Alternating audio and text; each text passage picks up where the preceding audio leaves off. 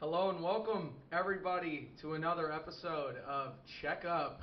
I am one of your co-hosts today, Bryce. As always, I'm here with my other typical co-host, Shayler. Shayler, how we doing, brother?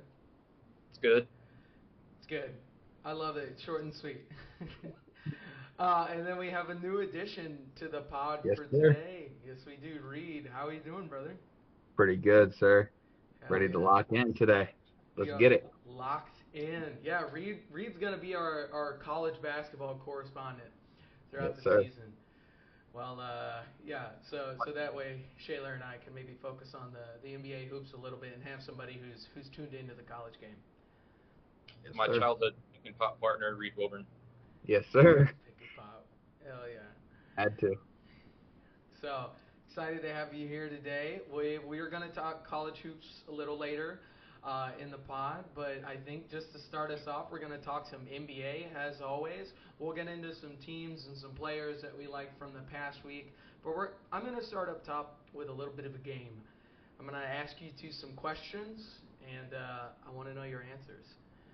So this is going to be a little game of I called it up or down. You could do stock market. You could call it whatever you want. Basically, how are you feeling about these specific five questions that I have lined up for you? All right. So, as long as that makes sense, we're going to go ahead and jump into our first little question here in the up or down segment, and that is in regards to Shayler's favorite basketball player to ever play the game, Luka Doncic.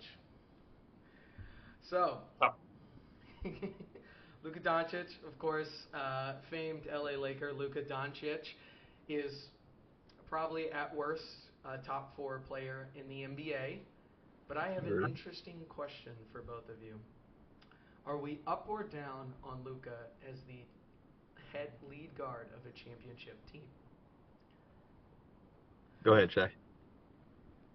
um, I'm gonna say up, I guess, in this exercise. Um, they are they've it's been a LeBron-less start. Um, so weird, maybe craziest trade we've ever seen. Half season last year. Um, so coming in with a fresh off season, I guess like he did that whole men's health run where he's like slimming down a little bit. Hmm. Um, I guess that was Nico's problem with him in Dallas. So he made sure that I don't know he was in game shape, Hmm. um, and played with JJ a little bit in Dallas, so he's got some continuity with the staff. But they start off 10-4 this year. Um, I guess something that sticks out to me a little bit, and Bryce and I were talking about this a little bit earlier. Hmm. Um, his shot diet is, uh, you know, a lot of threes. Um, 22% of his shots are around the rim within the paint. Hmm. Uh, Yeah, but yeah, that's a weird trend that we need to hit on. So this season is the fifth season in a row that Luca's attempt rate within 10 feet of the rim has diminished to now, yeah, 22% of his shots come within 10 feet of the rim. Yeah. Uh, I like seeing Luca run the pick and roll, and with a big roller like Aiton and Hayes, I feel like this has helped him be able to get more of his jumpers off as the center is dropping a lot more in playing that role because Aiton can actually score the ball in more ways than just catching a lob, as we've been able to see a couple times throughout the season, as he's had pretty good games here and there. So I'm overall up on Luca, and I'm with the Luca train. Yeah, yeah, yeah. Go ahead, Shaylee. Reeves, and we've talked about Reeves throughout this year. It's you always kind of want to put Luca gets swarmed, Mhm. and he will draw too gladly and willingly, and he gets trapped and you know pushed to the side, pushed to the out of bounds line, Mhm. trying to get him to pick it up all the time. But it's just like a computer with him about, okay, bring that to, I'll make the easy pass. And Reeves he had Kyrie in Dallas, he had Brunson in Dallas. Reeves has stepped up as like, take alleviating the pressure. Sometimes Reeves will bring the ball up the floor, and Luka will just camp out at the top of the key, get Hmm. that in pass, put his butt to somebody, stick his hand out, get that ball, and then go right into an action. Hmm. So Reeves has been big, but um, there's this PR thing that JJ's kind of doing, rallying, I think, Ayton, getting his morale up to make him believe that, look, you're in heaven here. Luke is incredibly resourceful with guys like you. Um, and with Ayton, to his credit, um, he's not just like you said, he's capable of more than Right. just sitting in the He has a dunker. post game, unlike most of the centers that Luka has played with. Yeah, Aiden, yeah, you can throw him the ball down low, and you're okay with him taking a dribble and taking a post hook, rather than most of the bigs Luka's played with. I'm not sure I want Daniel Gaffer doing that or Lively doing that too often. hmm Not to the level that I want DeAndre Ayton being able to do that. It was looked at as a meme, and Hmm. I was surprised that a guy like JJ was like, you know what, we can, go for Ayton and see how that works. Hmm. Uh, but it makes sense to me as I've kind of see it play out over this year. And I don't know. I think over the last 5 games or so, I've, I think Aiden's getting a little acclimated, and that helps things a lot. Yeah. They bring Kleba over as well, who Hmm. has familiarity with Luka, and I think down the stretch, that's a note that I made as I was kind of going back and watching them. Kind of in the playoffs as well, just like another Laravia as well. You had Hmm. Kleba with that. There are competent shot makers and floor spacers. Hmm. Um, Last few games as well, I've noticed Connect is playing a little bit less emotional and with some animosity toward whatever that situation was. Yeah. He's there to stay, and they're going to need him in stretches. But Yeah. I think, He can get going real quick, man. yeah. He So I connects think there's a enough big time shot maker, I think. there's If enough he, pieces around um, to I don't know the Vando Rui's hurt right now, but the just clunkiness that we've seen over the last couple of years. AD was a big part of that as well, and we might touch on Dallas a little bit later as to like how grotesque the spacing is over there, and yeah, we will hit on that later as one of these points. But yeah, kind of rotating Luka in um, as like your AD was their engine for a while, kind of operating out of the mid post. Mhm. It allowed you, with how they've surrounded him, to play a little bit more 5 out, spam pick and roll, switch somebody onto Luka, and just kind of have him alpha dog. So Right. I think the point is well taken about you know his proclivity to um, take to up his 3 point usage, but I think a lot of that just comes from taking what the defense has given you. I mean, he's one of the most double people in the league, if Hmm. not maybe, especially at the perimeter. They're trying to close him off and make him make that pass, which he will readily do. Yeah. Um, it's just Aiden's got to be willing to. Aiden's going to be a big part of that. He's going to be a focal part of the offense. He's got to be willing to take that responsibility to help Luke out. Yeah. I'm gonna propose a question here. Do you think this doubling of Luka is gonna go down in a tremendous amount once LeBron's back? I mean, having LeBron play 4-on-3 on the backside, I don't think that's a thing that a lot of teams want to do. That's the trap that'll get teams right. It's having you like you can't have too many playmakers on the floor. I think that's one of my big things that like people gripe on is like there's not enough basketballs or whatever. It's like I don't care. Having multiple people on the floor like Reeves, Luka, and LeBron at the same time like just allows for so much to be happening, and Mhm. especially when those guys are such prolific engines.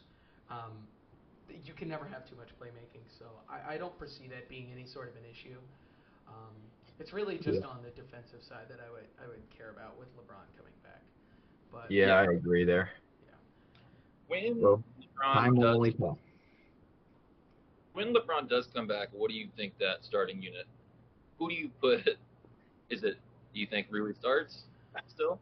I think Rui's got to be the odd man out. Rui shoots too much, and they don't have a guy his size. That I'd be curious if you don't just put LeBron at the 3, Rui at the 4, and then Ayton at the 5. Hmm. What What do we think about Laravia I sliding think in at the 4 and having Rui come off the bench and be more of a six man, just go get buckets off the bench type of guy? I worry about the size and rebounding.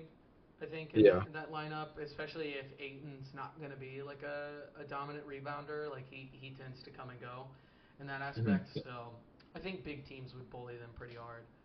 But Yeah. it's certainly an option that they could have, and it really depends, I think, largely on how locked in LeBron is on the defensive end this season. Yeah. I agree. I'm with you. I think Luka's proven that he's a championship guard, Oh, but absolutely. I think that there are. It's just like Aiden's the guy to me. It's like Mhm. you got to make sure that you. I don't know. I don't want to sound condescending toward him, but like he has shown bouts of just. I don't know if it's that he doesn't care, but getting lost. Just getting lost. Maybe a lack of focus. Yeah, I yeah. think that's what you're looking for here. That And for someone sometimes that on the defensive end, he seems to have lack of focus and not lack of care, but maybe yeah, I don't know, lack of focus. That's what came up with there. maybe I got my bag and I'm Yeah, good, yeah. and I But think now that like I don't that. know, man. He's starting to pick it back up. So But that LA bump will, give you something when you get there. JJ walked into the press conference the other day and like had a. Did you see that shirt? It was like Aiton morphed into a lion, and he was like, We need him to be the lion."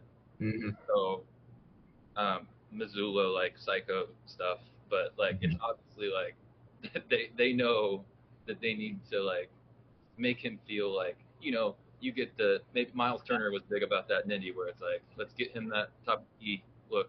He's jogging across. He's got his hands up already. Like let's get him going. Sometimes you just gotta get going.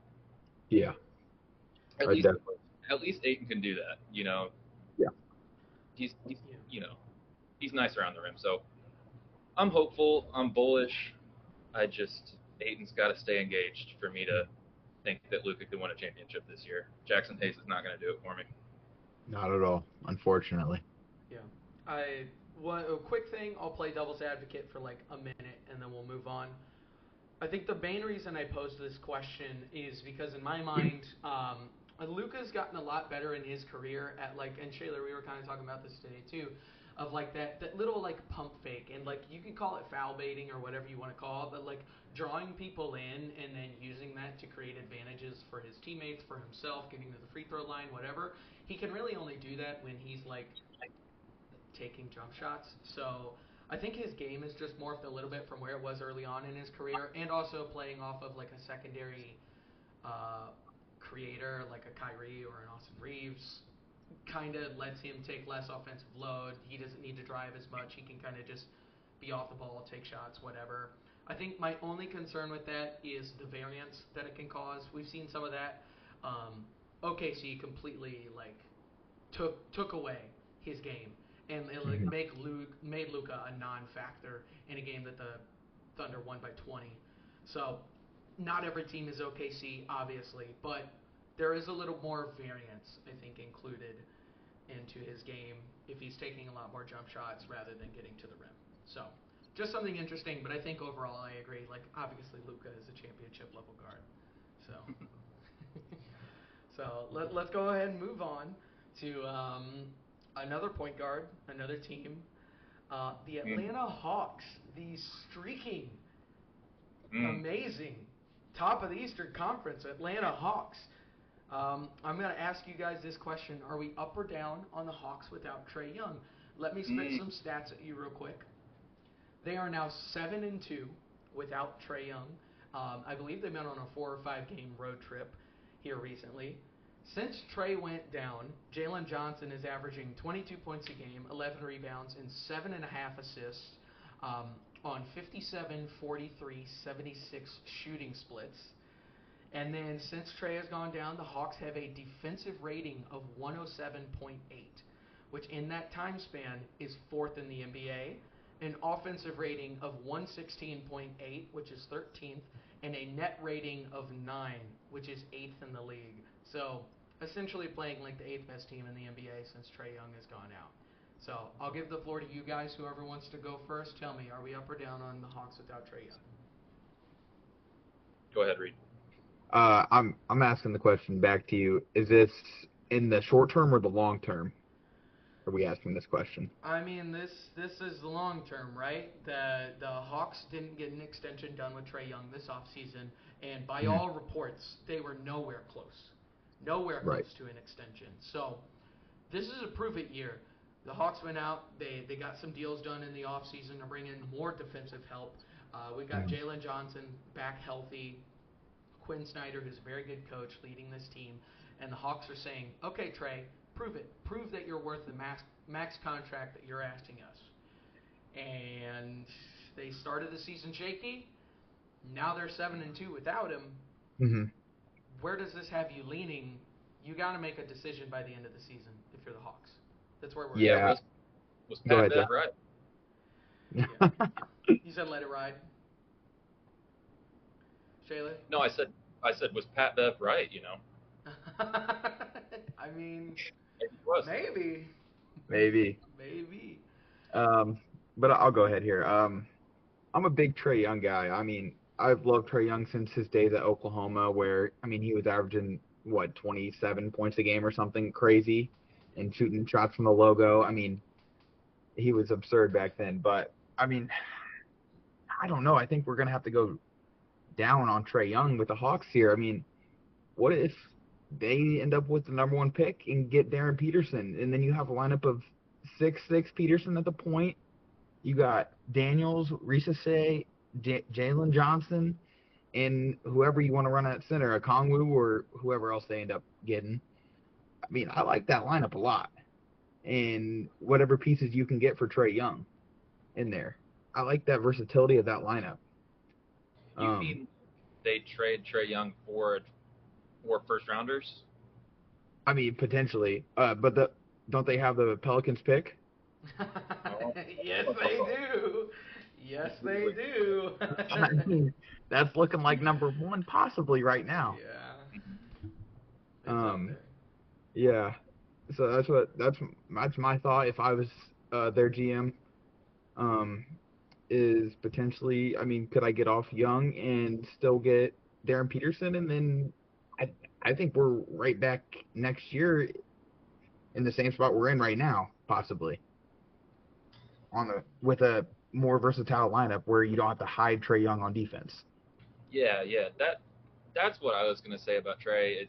It's always been that how can you hide him if he's at the top of your payroll, which we've seen for half a decade now in Atlanta.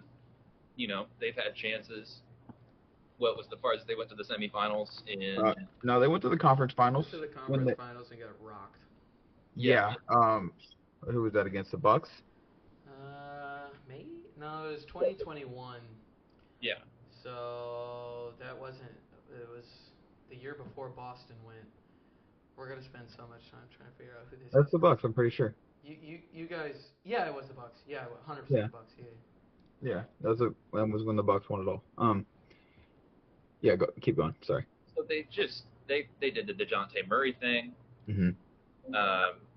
You always feel like DeJounte Murray at the time was regarded as one of the best triple-double getting guards, yes, and one of the best defensive guards, yes. One of the best defensive guards in the league, coming off of all defensive selections. But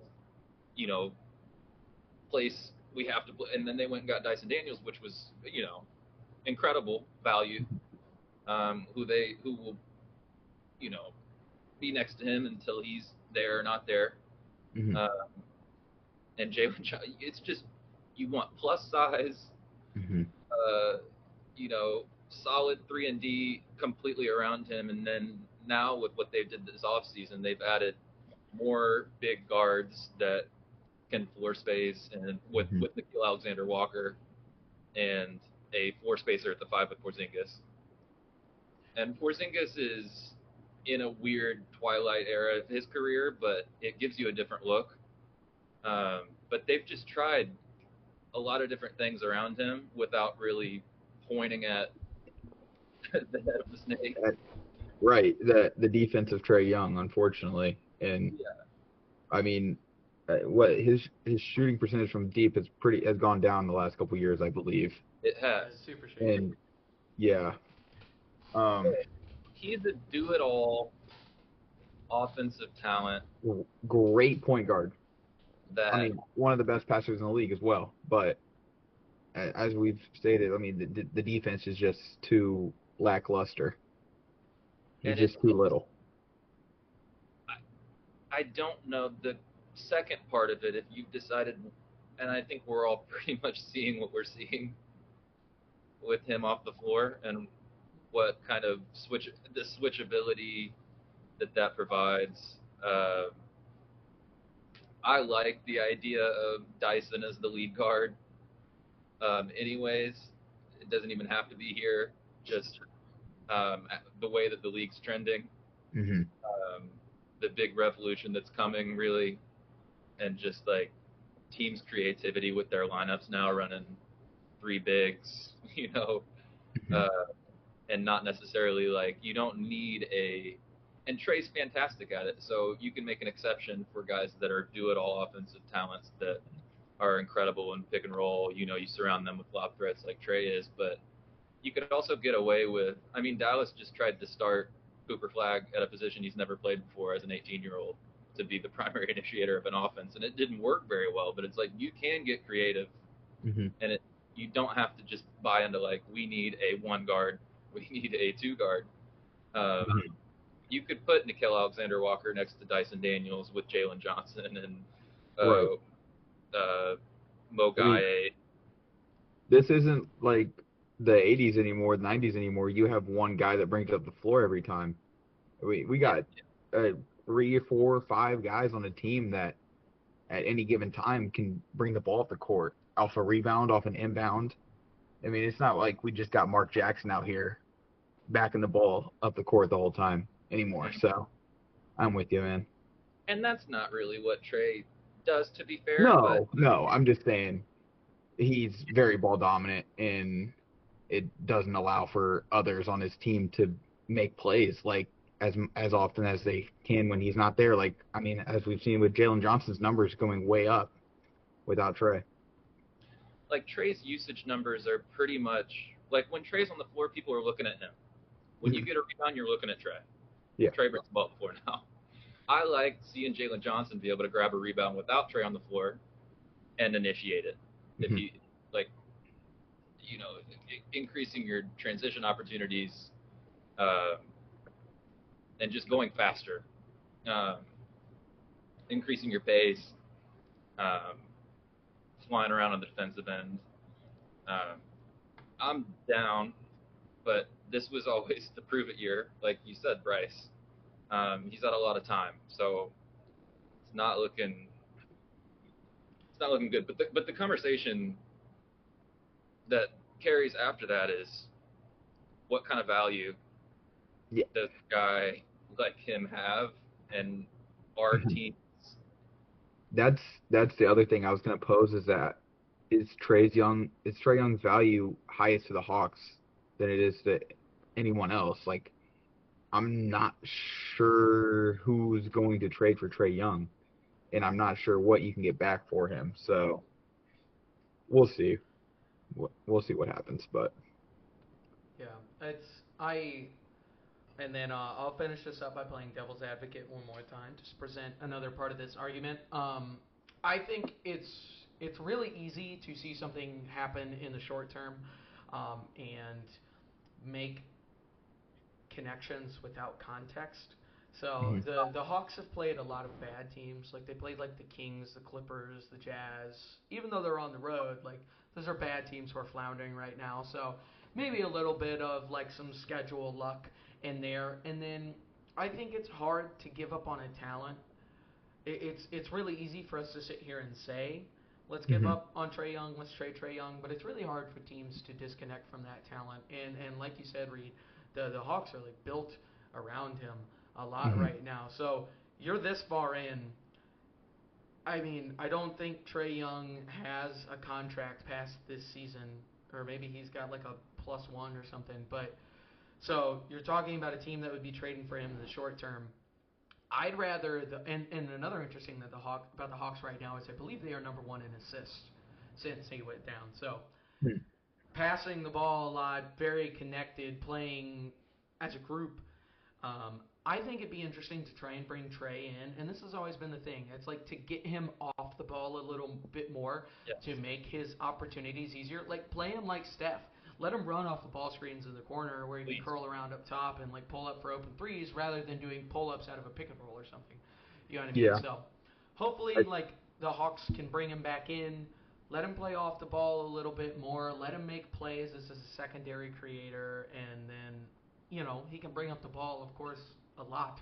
But let's mix in some variance into what he's doing. Mhm. So I'm not all the way there on like just trade him now. It's too soon. No. But I totally understand like seeing the vision of like, oh man, the Hawks have some guys on here, and are they just going to be suppressing the talent they have just to appease Trae Young? Yeah, So definitely. I mean, they just took the Shea high as well. Like, yeah, it's not like, I don't know. I mean And, hell, yeah. They might have the chance to draft Darren Peterson, so maybe uh, maybe the solution is picked out for them. Yeah. All right, oh, they better hope. yeah. Let's move on to our next question here, our next up or down question. The Detroit Pistons Ooh. are the number one seed in the Eastern Conference right now. What are they, 11-2 at the moment, Mhm. I believe? They're going to be 11. 12 tonight. They're going to be 12-2 tonight. They play Best. my face. Whoa, you giving up on your Pacers, Shayler? I don't want wins, man. I know. I'm just messing with you. The Pistons have the 15th ranked offense. They have the 3rd ranked defense, and they are 5th in net rating. But they have the 2nd best team record in the NBA. They had some ugly, dogged out wins last week. Everyone kind of assumed that coming into the season that Detroit and, or I'm sorry, Cleveland and New York were going to be our top 2 seeds. Hmm. Detroit's jumped out to an early lead. So, fellas, tell me, are we up or down on the Pistons as a top 2 seed in the Eastern Conference? Reed. Um, I love Cade as well. I'm always a big guard guy. Um, but I just don't think they have enough shooting at the end of the day. So I'm gonna have to say I'm down on them. I think that the Cavs will catch up to them, and the Knicks will catch up to them because of their I don't they just have a better all around team rather than just Cade, I guess. But I mean, Jalen Duren has played pretty well so far. Man, Um, he's an animal. He's oh Been yeah, a, huge. he's a dog. I was a big fan of his at Memphis. Mm-hmm. yeah. And his defense is just getting even better and better as his career has gone on. I'm interested to see. Do you guys know when Ivy's coming back? Was it like 8 weeks or something from the start of the season? 6, 8 weeks, something like that. Okay. Yeah. Yeah, I'm curious to see how Ivy will be incorporated into their offense once he's back. Because not that he's a great shooter, but he's a shot creator that can get the ball out of Cade's hands every once in a while, rather than having Cade have to pass it to Dennis Jenkins, who has played great, but is not necessarily an NBA player. Shout out Dennis Jenkins. Yeah, I am a legend. Yeah, go ahead, Shay. And yeah, like Denise Jenkins, who you just mentioned, Javante Green as well. Like, holy shit! Like, they both demanded roster spots, rotation spots. Ron Holland, who I liked, out of also has like a solid built-in spot in their rotation as well. Hmm. Uh, but I really I like Holland, man. I think he's really comfortable, more comfortable than maybe I had anticipated. Like in low usage, like just buying in, rises up comfortably, good mover off ball, Hmm. uh, and honestly, like gives effort on the defensive end, which I think with his like plus athleticism will end up like you know carrying him into being pretty solid on both ends. It's really just the shot that I think coming into the league. Like, is he going to be able to shoot the three well and be a good enough floor spacer? They still have that problem. Yeah. Um, the Malik Beasley thing.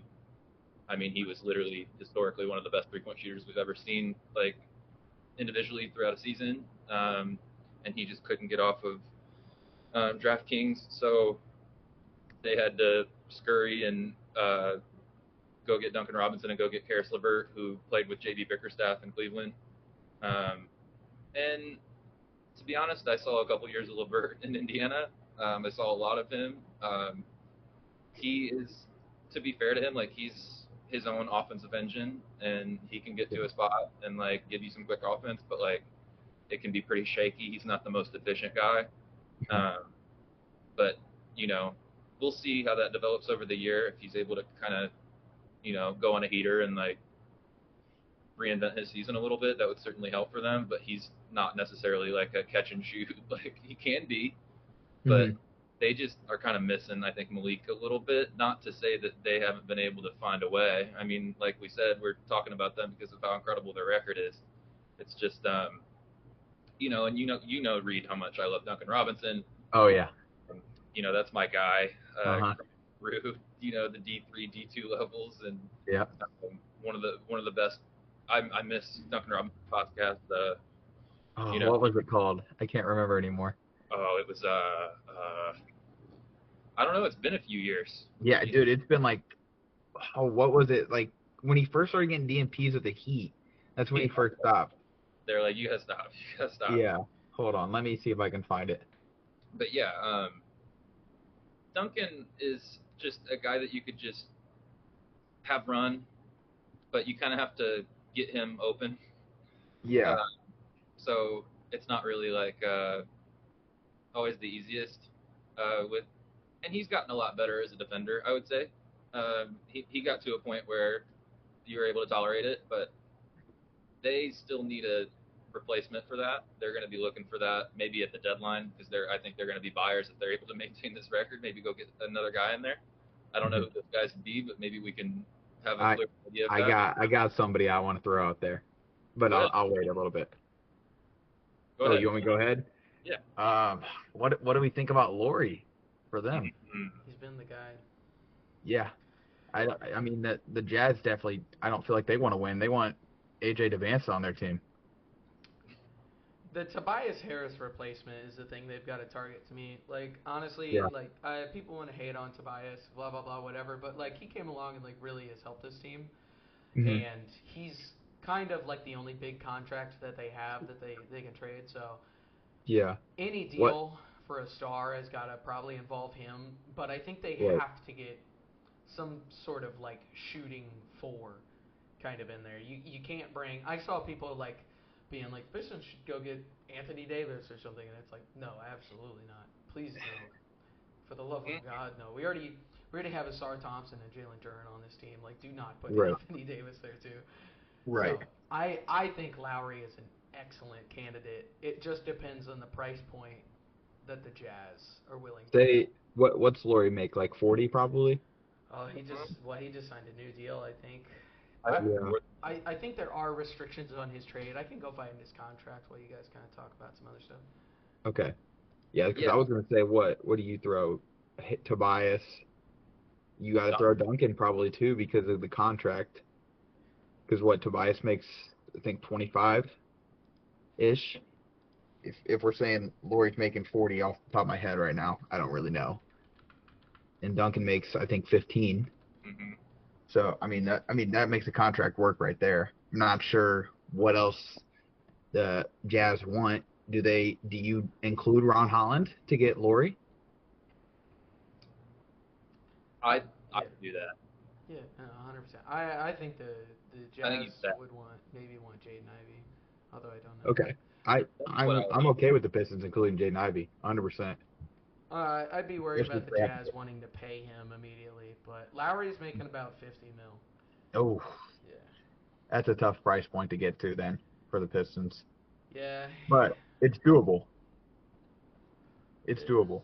doable. Especially if you want. I mean, if you want a shooting four, the he's one of the best shooting fours in the league, and he's 7 foot, which I think they. I think he is the best shooting four in the league. I was thinking that, but I wasn't gonna go there yet because I hadn't thought of all the names. He is, and he's my player of the week over this past week, and we're talking about him a lot. Mm-hmm. So I wanted to just hit on kind of what his week has looked like this year, or what his numbers have looked like this week. 35 against Indiana, 40 against Atlanta the other night, and 47 in that double overtime um, to knock off Chicago, who has looked, like one of the better teams in the Mm-hmm. East this year. 17 made threes in the last 3 games, helping them to a 5-8 record. I don't know if they want to look. The thing, and we've talked about this, but like Utah confuses me a tad, just kind of right now because I just feel like they're kind of floating and with Will Hardy extending Will Hardy to like a 5-year extension Yeah. was it? And I, that might just be a sign to be like, we like you, and we're not just going to fire you when we're obviously not trying to. I don't know. We want to retain who we want to end up coaching this core mm-hmm. and make that clear that we have faith in you. Mm-hmm. But now that they've still held on to Laurie, there were talks about him, maybe them extending a package from Golden State last year, and everybody wants to see him out of Utah. Mm-hmm. But I just don't know if they're ever gonna do it, and if they are, with how ridiculous he looks, and they're maybe helping them win more games than they would like to. Maybe now's the time. Uh, but I don't know, man. I'm rooting for it. It's so hard to get a read on what Danny Ainge wants to do Mm-hmm. at the end of the day because he's going to get the top dollar for what he has, as he has done in the past numerous times. But yeah, I'd love to see Laurie out of there, especially in Detroit. I mean, I don't know other landing spots off the top of my head for him, And particularly. unbelievable, and the pick and roll connection and just the connection between Cade and Duran has been something that stuck out more than most other things to me this season. Mm-hmm. Duran's offensively and his defensively as well, but he's a problem to deal with. That being said, it seems like it's Cade and Duran as kind of the top two guys that you're building around, and I Mm-hmm. think Duran is most. It would make the most sense if he's kind of your third, Mm-hmm. a rock and an anchor, but you got a guy like Laurie in there with Cade, who I think is kind of emerging as one of the alpha guards in this league. Congrats to Cade Cunningham getting a Nike signature shoe. Yeah, true. Congrats But to yeah, him. it's becoming his era there, and they need to be buyers regardless. So, yeah, I like that Laurie shout out because that was a fun conversation. Mm-hmm. But they need that Tobias Harris replacement, and I think shooting should be something that they should be looking out for this deadline. Wanted to do something around like Tobias, Ivy, and Paul Reed that gets you most of the way to the money. You might have to include like a Marcus Sasser or something. But yeah, that gets you the money. So then it's just like, I don't know, 3 picks or something. But Yeah. You take back Kevin Love. You buy him out. I don't know. Man, Kevin we need Love's on a Uncle minimum. Kev. Kevin Love's on a minimum, man. He's only making 4 mil. He's all right. Uncle Kev. All right, but yeah, shout out to Detroit basketball. They're reminiscent of the Rockets of last year, honestly, to me, where they're just like a really tough-nosed defense. The offense is, the spacing is a concern, but like they're just going to be a bitch to play against, and you're going to hate it, and they're going to beat the hell out of you, and they're definitely a top 3 seed at this point to me. So, shout out to the Pistons. Yeah. I think they're top 4. Yeah. But yeah, I like how New York has looked honestly as well. and I think they're built for the regular season. I think the problems come with Cat in the playoffs. Yeah. But yeah, I think they should be buyers, and they should be able to fix the problems that they have and stay up there. I think the league's better when Detroit's better. Yeah. I agree. Alrighty. Let's move on to our fourth up or down question. This one's worded kind of weird, and I don't really know how else to say it. This is about the Houston Rockets, who currently have the best offense in the NBA. Would you believe it or not? And this question pertains to Alperen Şengün. And this is essentially the same question as the Luka one, but I want to kind of phrase it a little differently. But like, this is basically, are we up or down on Alperen Şengün as the alpha dog, the primary ball handler, the play initiator of this Houston team? The reason I ask this question is because with Şengün, there are some defensive limitations that he has that you have to shore up a little bit, making your lineup construction a little weird. They have Amen Thompson, who is one of the most promising young ball handling wing guards, whatever he is, in the NBA, but he doesn't really space the court, so him and Şengün kind of clash there. And then Alperen Şengün has kind of continued a trend of being a weirdly inefficient offensive player. I think a lot of people want to compare him to Jokic, and I get why. I just don't agree on an efficiency standard, so I'm going to spit some stats at you real quick. Alperen Şengün this season, by the way, the Rockets were 8-3 at the time I put all these stats down. So some of this stuff has obviously changed a little bit. But the Rockets were 8-3 when I wrote this down. They are plus 15.4 with Şengün on the court. They are plus 8 without him, so a 7-point swing. His effective field goal percentage is at 48.1. That is in the 52nd percentile in the NBA. He has a true shooting percentage of 59.7, which is in the 40th percentile. He shoots 67% at the rim, which is low for a big. He shoots 48% from the short mid-range, which is bad for a big, and 35% from long mid-range. Now, all that is to say, he's shooting very well from 3 this season, but to take that into context, him shooting well from 3 weights his true shooting percentage and effective field goal percentage very heavily. So once his 3-point shooting comes down a little bit, his effective field goal and true shooting are going to be even worse. But with Şengün on the court, the Rockets are annihilating teams. They are annihilating them. So I just think it's very weird that he's a very inefficient big man as far as scoring goes. But the Rockets destroy teams with him out there. And this has been a trend for a couple of years. So I just want to know, are you guys up or down on Alperen Şengün as the primary play initiator for the Houston Rockets long term? Okay. I think that I think a big part of his offensive limitations has been the fact that up until this season, he has been shooting 1-3 a game. Really, it's been kind of a non-factor of his game. Mhm. So when he is your primary playmaker, and sometimes he'll, go into a dribble handoff action, he's got an awesome handle for his size, one of the best I've ever seen. And he plays with such a relentless motor. But so he can operate out of the perimeter, but he's got 2 feet of space in front of him, and he historically up to this point just isn't really letting it fly out there. But he's upped his usage from 1.2 and more than doubled it to 3.2 so far this year. And he's shooting 40. I think he's shooting upwards of 45% on those. Yeah. I just think that is the area of his game that could really use a leap, and it could help his playmaking. But I think he makes, and also the other thing that I was going to say is to be fair to him, I think he's made some leaps defensively as well. If you actually look at his individual defense numbers, he's the top 10. Top 10 in individual defensive rating. I think he was 8th last time I checked. He's not really going to have your DeAndre Ayton type problems where he gets completely lost and disengaged.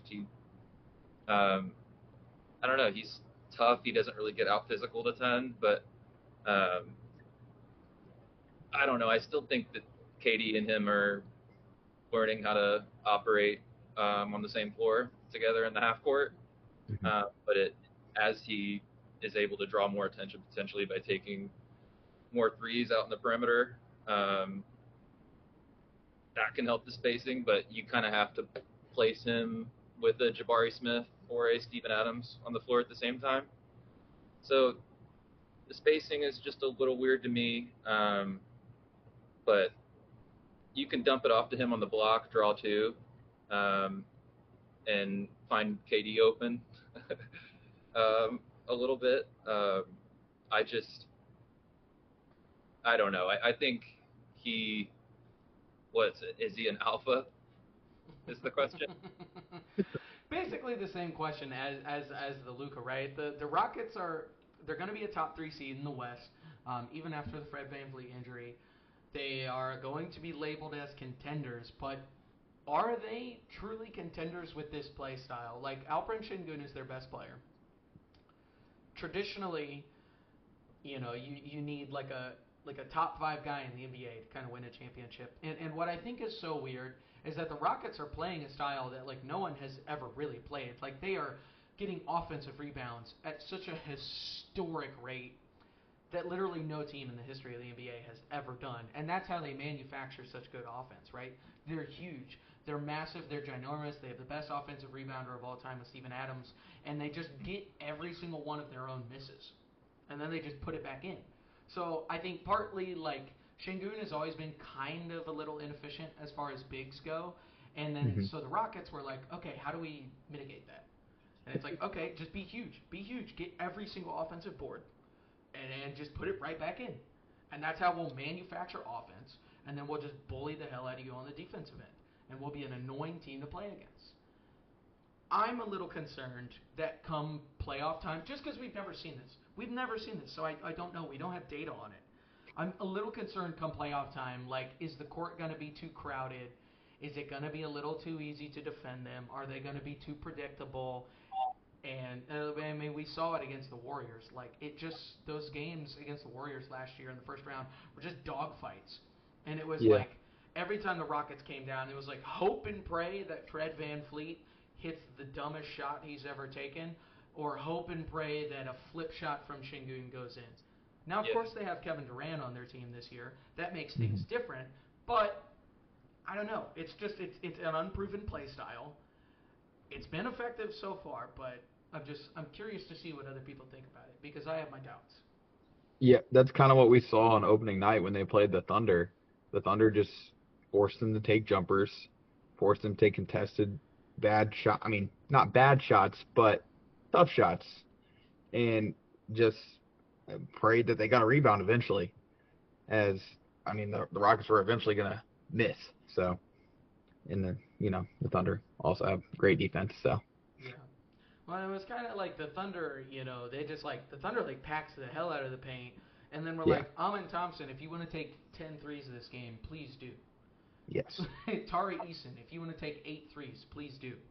Right, which is that's how you have to play against them. If Tari Eason's gonna hit 4 or 5 threes against you, and that's how you lose, you kind of gotta live with that. If Amin Thompson's gonna hit 3 threes against you, and that's how you lose, you're just gonna have to live with that because that's the best possible defense you can play against them, really. Yeah. Yeah. Yeah. Because I mean, Kevin Durant can get almost whatever shot he wants on the court at any time. Yeah. I think it's mostly just I'm concerned about the playoff viability of it. Well, I'll be interested to see. I think they'll get a lot of hype because they'll be probably one of the best offenses all season long, so long as I don't know. I guess unless every single team figures out how to play them, but Right.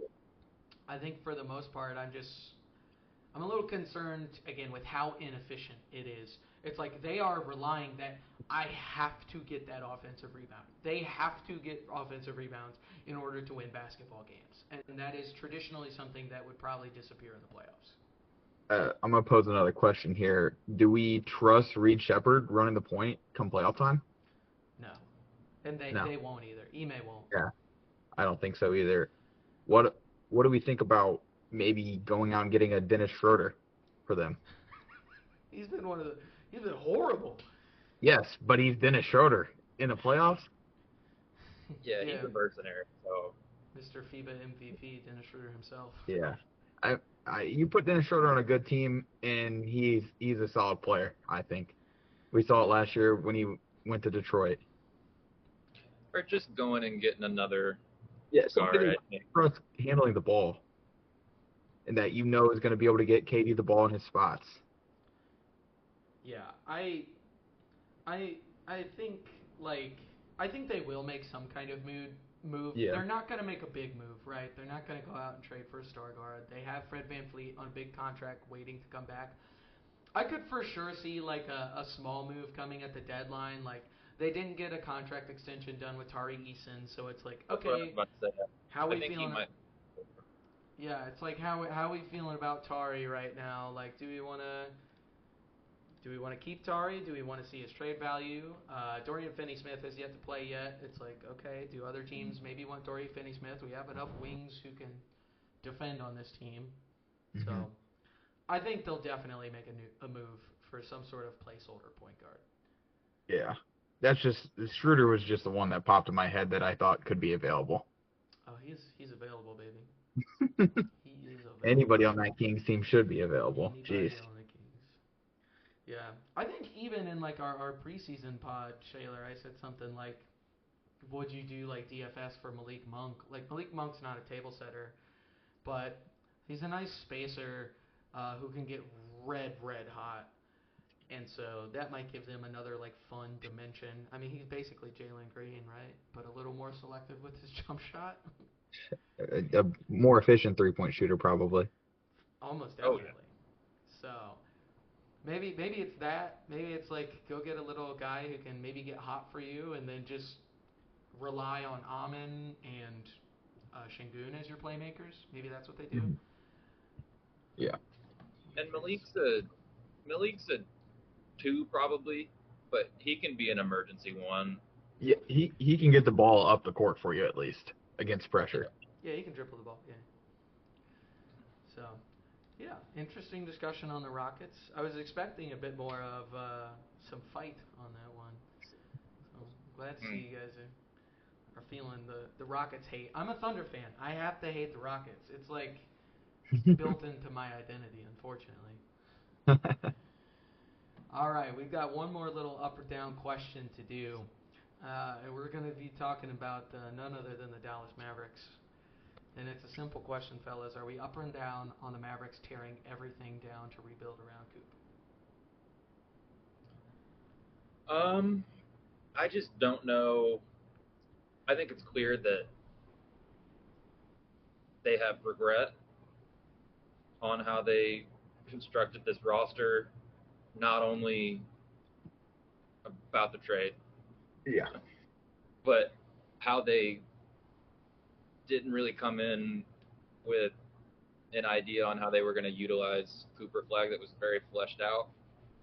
And I think that's been a discredit to his start, just because he's being overextended in ways that aren't really like his primary skills, or just the way that he gets to his skills. I think he was regarded as an incredible prospect because he is do-it-all, but he's more of a secondary initiator, Mm-hmm. and he's definitely being leaned on as the start of the season as the point guard, Right. which he's never played.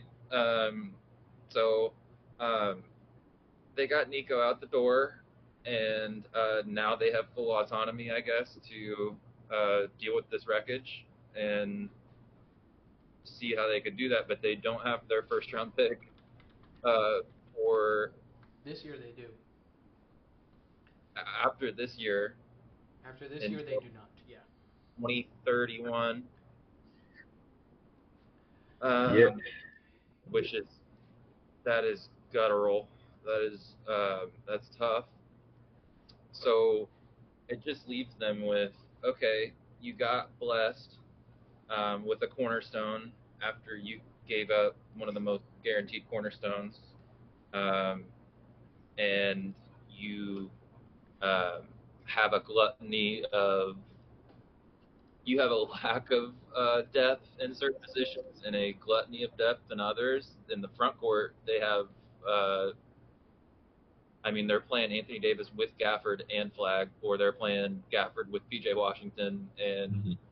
Flag. Like Lively has been dealing with injuries, but I mean, they seem to have the opportunity to narrow that down a little bit and try some more things out. So, of course, I think it is blow it up city, but I just are you gonna get off of Kyrie or do you keep Anthony Davis or do you try and move Anthony Davis or do you just say F it like with his he's looking a little chunky and since he's moved over and a little out of shape and he already has his injury history, so do you just kind of cut your losses with that, bite the bullet and say let's try and figure this out with Flag and AD for a few years and maybe move off of Kyrie instead? Um, I don't know. I don't. Maybe you don't do anything at all this year, and you have your pick this year, and you just let the cards play how they may, and see if you could add another piece. But like, I don't know. I think that they're gonna have to. Uh, I think that that latter option might be the option here. I think they're just gonna have to uh, just kind of throw this year away, Hmm. try to figure things out with Flag, and toward the end of the year, kind of maybe, Gafford has a high ankle sprain, with no timetable to return, and just kind of, Let the things, let the yeah, ship sail. and then see if you can get lucky again. And this is a great draft class, If they, and I mean, even if they can just get it like a top 7 pick. I mean, not that you're going to get a franchise cornerstone at 7, but man, you could get somebody that could slide into your starting lineup for sure and play alongside Coop. Well, and yeah, we'll hit on this a little more as we get into our prospects. But man, like there's so many guys in this class that project this kind of like possibly like on ball pairings. Like shit, if the Mavericks fell ass backwards into like Mikael Brown and like Cooper Flag in back to back drafts, like what a blessing, So I think they need to tear it down, of course. But I guess the question is like to what extent are you seeking value for Anthony Davis? Because obviously you're not getting the value back that you put into Anthony Davis. And at this point, are you just like, all right, F it. I just want neutral value. Like, I just want contract flexibility. Like, that's another thing that they could seek is to just clear their books, and they could very easily have cap space like very quickly if they wanted to. Hmm. Do we keep Kyrie around because he's got an ACL tear right now? Who's trading for him? And so like we'll just I guess keep him on the books. Like, do you trade Gafford? Do you trade PJ Washington? Although they can't trade PJ Washington this year, but like to what extent I guess do you tear down the team is a bigger question to me. Yeah.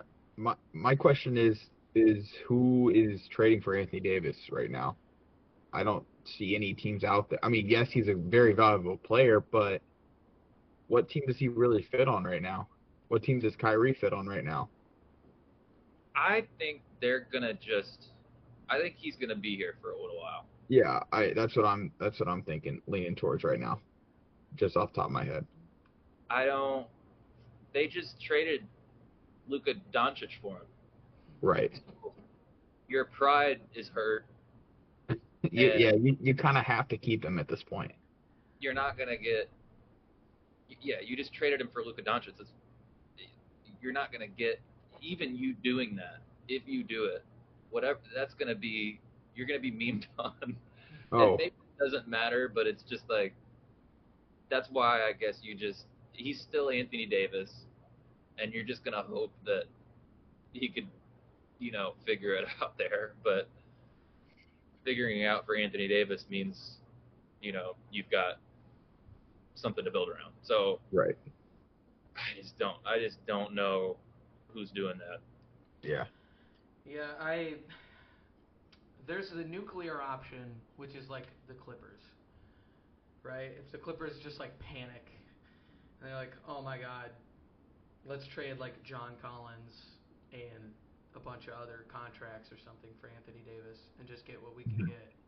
But at that point, it's like that would be the Mavericks accepting like we just want financial flexibility and just a bunch of expirings. Yeah, Um, which I I don't hate. Yeah. I really don't. I think that's what they're going to have to settle for. Like you're not getting 4 first rounders for Anthony Davis at this point. So I think the best you could hope for is like be awful this Two. season, get the best odds you can because you don't own your picks moving forward. Get financial flexibility. You're in Dallas, which is like the fourth biggest market in the NBA, and then just I don't know, get like Darren Peterson or AJ DeBonta and Cooper Flag or something, and then have like clear books moving forward, and then maybe you can attract some free agent to pair with those guys. Yeah. Another interesting team, although I don't know how it works, is the Timberwolves. Hmm. Mostly just because I don't really like how Gobert has looked this season, and he's just getting like older and older and older. Although AD is also hurt and old, so Yeah. I don't know why the I have no idea why the Mavericks would do that. It'd have to be like a Gobert for AD swap. I don't know. That one's weird, but Yeah. I don't hate that idea. yeah, I don't know where else at this point. Right. But yeah, shout out to the Mavericks. Cooper Flag looks awesome now that they have even just Brandon Williams playing next to him. So Mm. yeah, Shut up, you will. yeah. Shout out Be Well. The reactions to Coop's like first 10 games were so insane to me. So I hope for his sake that they kind of move on from these guys, focus on him, and just be bad this year, get a good pick, and then let's talk about it next year. All right, so we're gonna move out of that little part of the pod. We're gonna move in, maybe just talk about a couple teams that we like from this past season or this past week. Excuse me. Some are teams that we've already kind of hit on, so we don't have to spend a ton of time on them. But a couple other teams that we can give a shout out to, and then maybe a couple of players that are having some big weeks. So, Shayler, why don't you go ahead and give me a team from this past week you want to give a shout out to? Um, I'd say you want to talk about Phoenix for a little bit. Let's talk about Phoenix. Um, I think when we did our preview, we were really low on Phoenix, and it was probably in the 30s, and we took the under. Um, they're 8-5, and Devin Booker has had probably the best stretch of games that he's maybe had in his career. Yeah, he's averaging career highs across the board to start the season. Um, and we kind of made a comment about we know what it looks like when Devin Booker's the best player on our team and it wasn't good, and you know he's given us a different kind of look with this rotation this year. I think a big thing that um, we were worried about was they addressed it in the draft a little bit, and those guys that they took haven't, you know, they took bigs, but it was bigs to me. It was like, who is it, and uh, is Mark Williams going to be able to stay on the floor? And so far, they've had a healthy rotation with Mark. I think he's looked great, and maybe he's the fifth most important guy in the starting lineup. But they've got, something there. Um, Nick Richards, honestly, not terrible either. Um, It's a fine backup big. it's fine, and I was honestly worried that they were going to get uh, dominated. One thing that I have noticed though is Malawach um, Yeah. kind of Has Not getting heavy much time over DNP there. after kind of the getting game. healthy DNP, so that's interesting. But yeah, Mark and Nick have been fine. Grayson Allen is the, Sniper. the best shooter in the NBA. so he's helped them. Yeah, shooting 44% from three, by the way. Grayson Allen. So That's a pretty good number. he's helped will them a little bit in some of these games. But I think Dylan Brooks is my team MVP. Um, Peter Hey, Peter Peter Griffin meme. Dylan I Brooks. think. Oh, true. Yeah. I mean, every team Dylan Brooks goes to seems to take off in the right direction. I mean, Grizzlies, he helped propel them. Rockets helped propel them, and maybe now he's doing it for the Suns.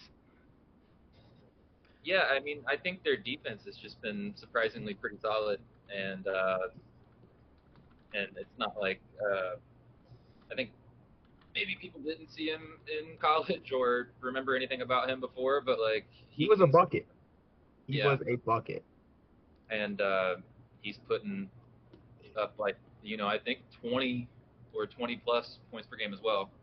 But he just gives his teams a certain type of moxie and a just a game changing lift on the other end. That's awesome. And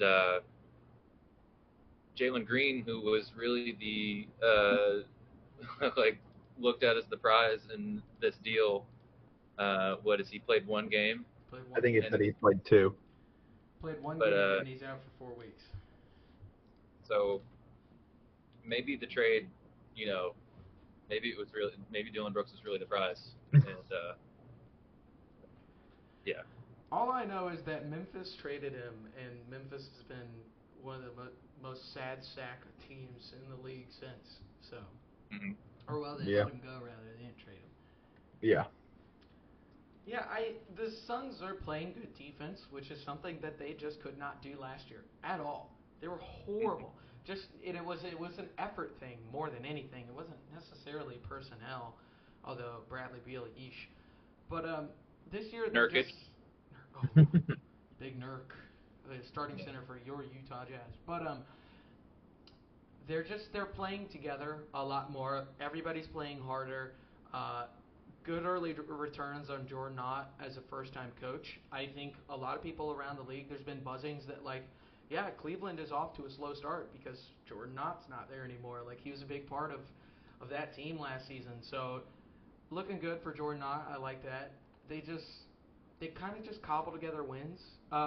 They've I believe they've only beaten teams under 500, which you have to beat those teams.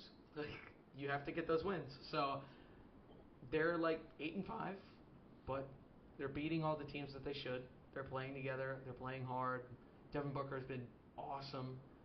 Like the Suns are fun. They're scrappy. Yeah, we'll see if I don't think anything that I've seen so far other than like just the bigs. If they got to stay healthy, and I just Yeah, Mark Williams is scarily important to them right now. he is, and it's just history shows that it might be inevitable. Hopefully, it's not. But if they got to start throwing Malawach out there, who they don't seem to feel it looks like he's ready, it gets pretty thin. So, um, but yeah, they've been really fun so far, and Royce O'Neal has kind of had a little bit of resurgence as well. They're playing him a lot. He held Wimby Uh, to 8 points. Yeah. yeah, I Hey, like what I've seen from Oso a little bit. yeah, I was gonna say no love for Oso Iguodala on the front court. Yeah, it's a little early, but Yeah. he looks he looks like a NBA player. Yeah, he's solid. Good creator of the short roll from his days in college. So yeah, we can rapid fire. I'll give you the floor, Bryce, if you want to hit on OKC. Oh man, best team in basketball. It's really crazy. They are better this season, and I can confidently say that. Like so, this far in, they're better. Their role players are not hitting threes. The defense looks better. It looks stronger. Like I've very rarely seen a team just annihilate Luka Doncic in the way that they did. They are even more connected. The two-man lineup, the two big lineup, excuse me, with Hartenstein and Chet is like unstoppable right now. And an interesting thing that I might make a separate video on is that they've kind of flipped their positions on the floor. I think initially like they wanted to play Hartenstein in like the dunker spot and at the high post and use Mhm. Chet um, as like a floor spacer. But now they've given Chet the opportunity to be the guy that plays in like the high post, and Hartenstein plays a lot in the dunker spot, and it's really helped the offense become much more fluid. Chet is shooting like 70% on mid-range jumpers right now. He looks like Kevin freaking Durant all the time. It rules. Their defense is unstoppable. AJ Mitchell is like six man of the year right now. I was gonna say AJ Mitchell's been awesome. Yeah, they're. I can't believe they're better, and J Dub hasn't played a single minute yet. I just they look like an unstoppable engine. It feels reminiscent of the like 2017 Warriors. It's the best basketball team I've ever watched this closely. There's not enough good things I can say about them. Yeah, I just don't know who is. And I think the team is pretty clear in the conference. I think Denver is probably the team that can neutralize this potency. Mm-hmm. Hmm. Uh, but it's just I don't know with role players hitting threes and how freaking good both the offense and defense are. Yeah. It's hard to fathom who can stop this bus off. Yeah, I mean, it was kind of like it's funny to say for a team that won like 68 games in the championship that like they had a flaw, but like their biggest flaw last season was that they didn't really have a secondary creator, and I say that lightly, just like off the bench. J Dub was that at times, but the second unit kind of struggled a little bit without Shea on the floor, and Dub didn't always look comfortable or confident handling the ball as much as he did. But now that AJ Mitchell has come in and been as proficient as he is, the Thunder play Shea off the ball a lot, and that actually helps them get open opportunities for him when he can start off the ball. I saw a lot in the playoffs, like they would have Lou Dort come up and initiate just so that you could set a screen off the weak side for Shea, just so he could get the ball and teams couldn't blitz him as easily. Well, it's like now it's AJ Mitchell is initiating those plays and not Lou Hmm. Dort, and you've got to worry about AJ Mitchell hitting a pull up on you or getting to the short mid range or getting all the way to the rim and like spraying out. Like he's opened up the offense in such a special way. Shea is having like as efficient of a season as literally anyone in this league ever has, even more so than Michael freaking Jordan. He doesn't play fourth quarters. Mm. It's crazy. It's crazy. They're the best Play basketball for team ever. the such a flex. Yeah. So obviously I'm eating good. These are the good old days. I'm enjoying the ball, having a good time. Nice. Yeah. I just wanted to drop some news. LeBron listed as questionable for tomorrow. Yo, no way. Yep, Ooh, huge. that's huge. Yeah, yeah. He finally got the call up from his G League assignment. Yeah, I mean, I don't know how he did it, man. He's been Made it from I the playing. want bottom. I wanted him to play for South Bay. Like I wanted one game. That would have been hilarious. LeBron dropping 60 in the G League. That would have ruled. He would have played in like it would he would have played. He would have had like 14. He would have like 3 of 17 or something stupid. He's taking that three where he looks down at his foot and then pulls up. Oh Just yeah, taking he 18 got of those. 14 of those in the first quarter. 100%. Every time down the Coach court. can't say anything to him. No, no sir. JJ Redick can't even say anything to him. So Braun got him hired. He that's owes him. true. He owes him everything. That's true.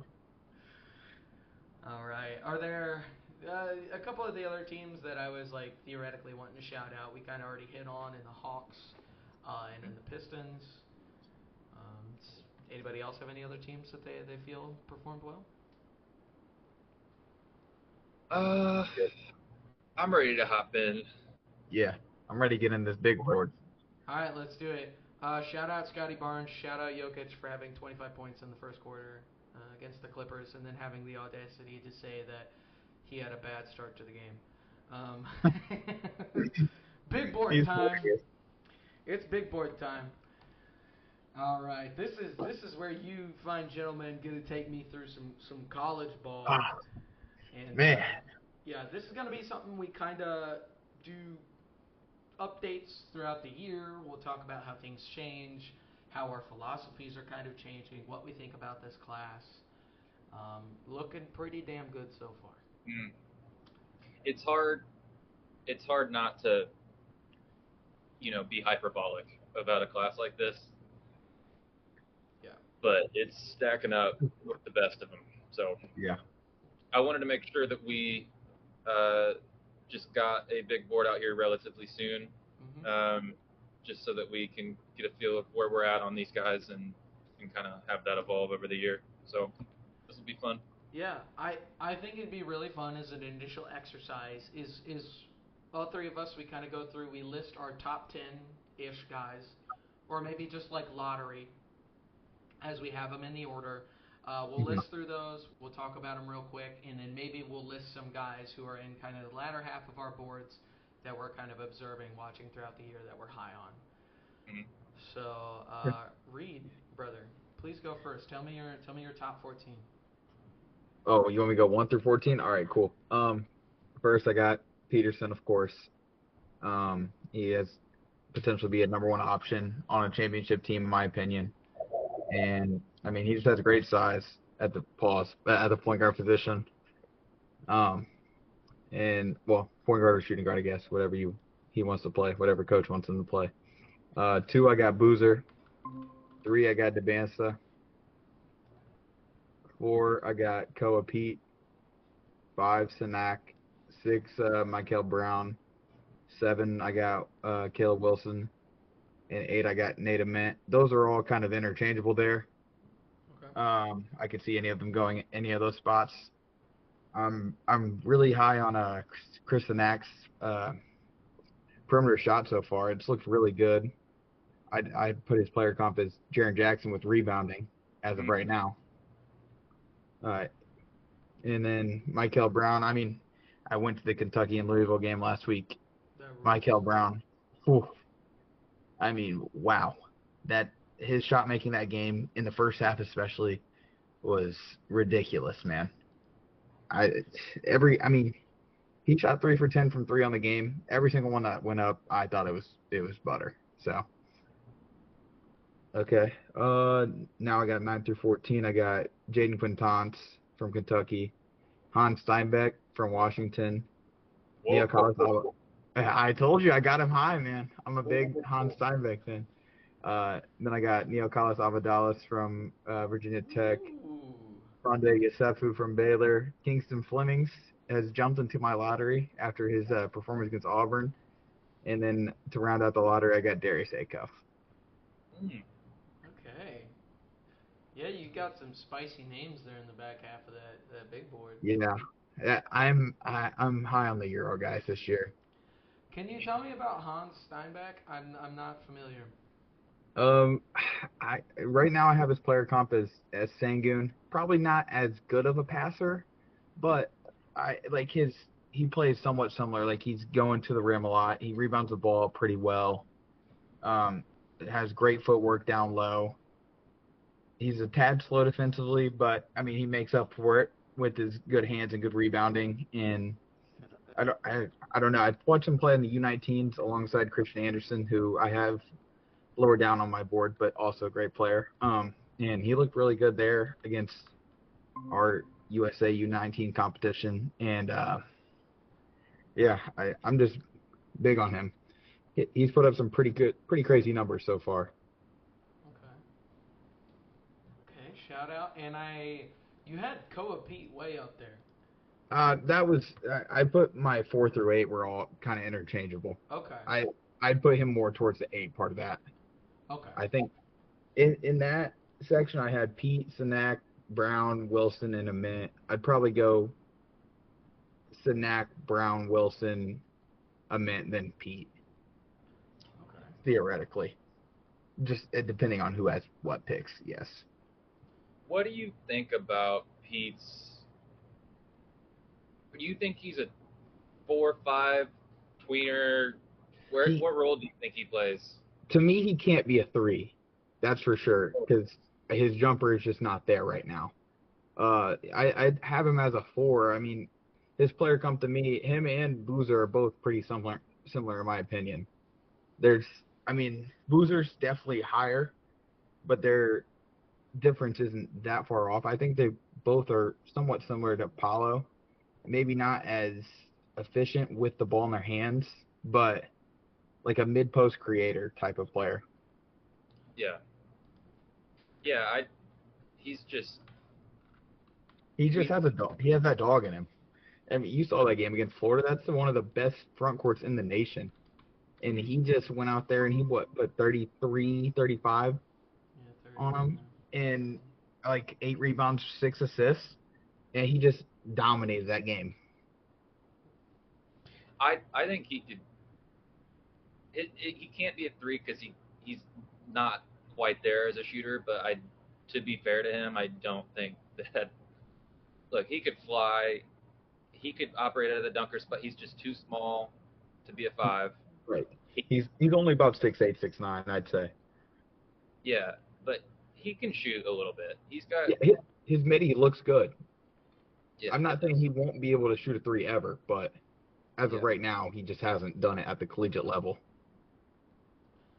Did you want to talk about since you have Nicholas in your lottery?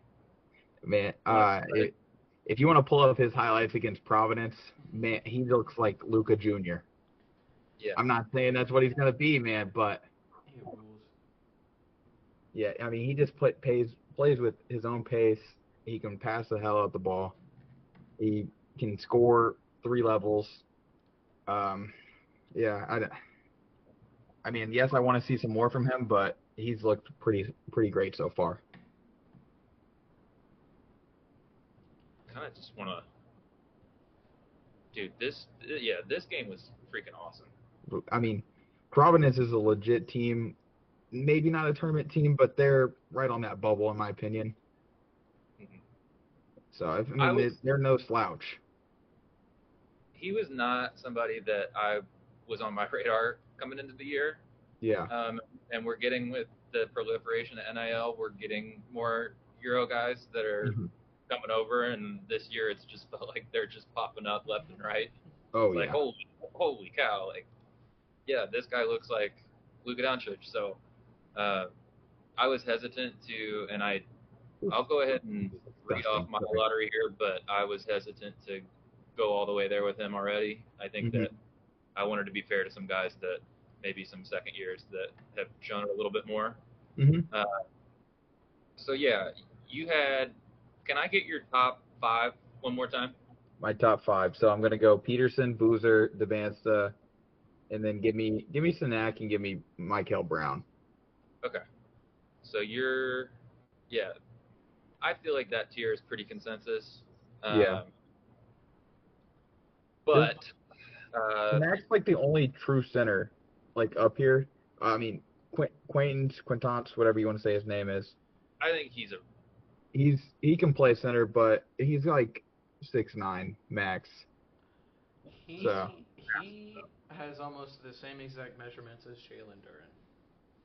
Really? Okay. He's like I think Jalen Duran's like 6'10", he's like 6'9" and a half. Mm-hmm. So just a little bit smaller, but similar wingspans, very similar weight.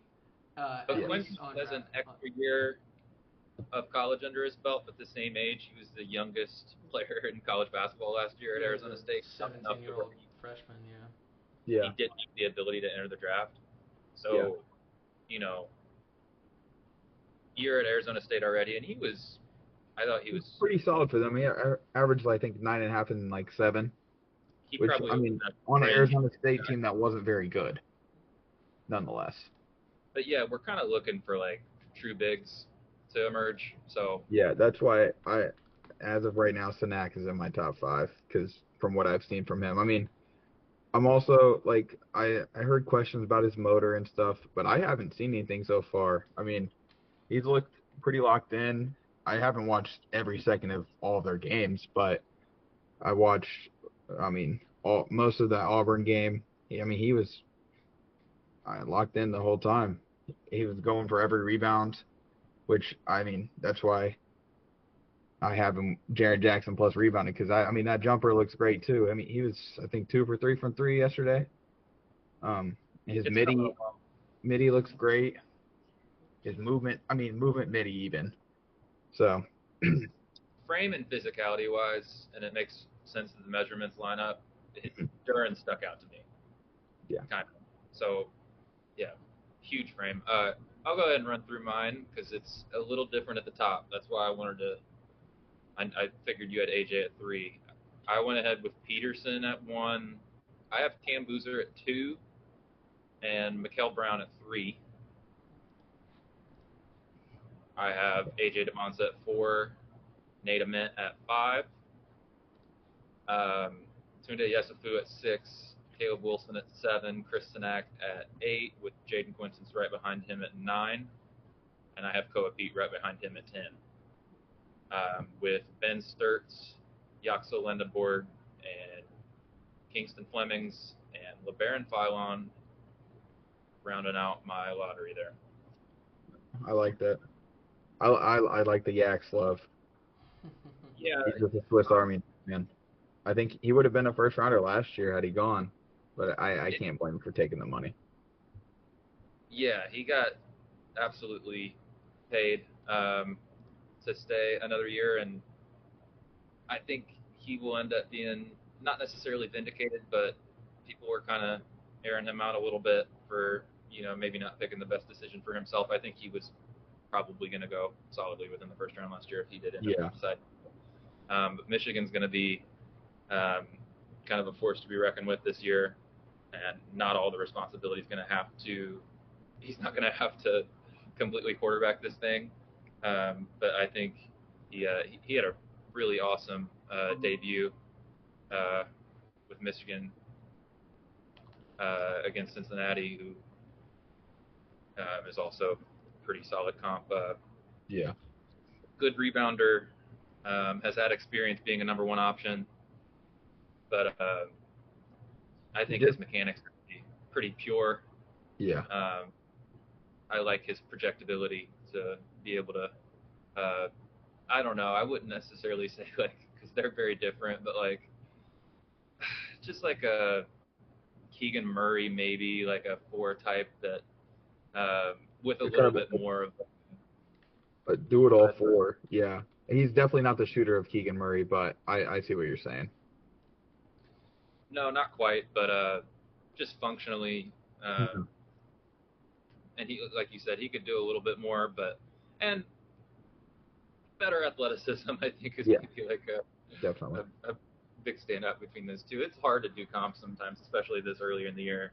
You're kind of craving to like associate with him with somebody that you've seen to kind of get your point across, but sometimes the wrong comp can like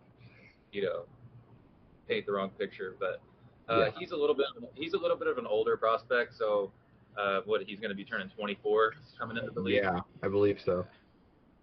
So that's the big problem right now.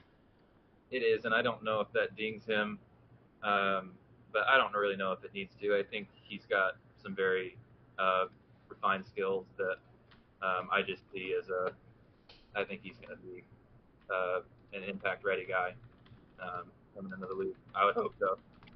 But he's proven it over multiple years in college, and they're going to be a really competitive team. I had him just barely in the lottery there. We both had Kingston Flemings. Yeah, I was really impressed in his performance against Auburn. I mean, he really took over that game. Sinak went out with fouls. JoJo Tugler went out with fouls. Uzan, I believe, had 3 fouls pretty early in the second half, and he just took the game over, man, as a freshman, and basically on the road. Yeah, neutral site. Yeah, I mean, in Alabama, though, so. Yeah. Yeah, I mean, against Auburn's not the greatest team, of course, but, I mean, they're a pretty solid team. Jahad Pettiford was in a lot of people's first rounds last year, had he have gone. And Kingston went to work on him, pause. He's just good downhill. Yeah. Good touch, just fearless. And the one thing that he's 6'3", but I don't know if he's going to get picked on the other end, but he's shooting 69% from the field right now. Yeah.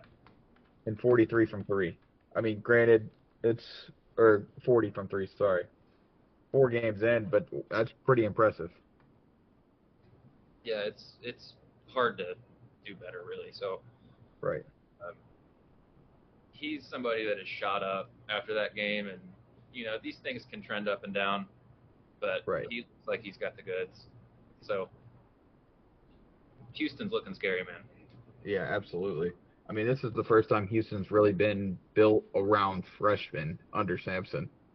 And man, do they look scary. They look like they can definitely make the Final Four again. Oh yeah. All right, Bryce. Big board time. All I'm right. excited. This is, I don't know.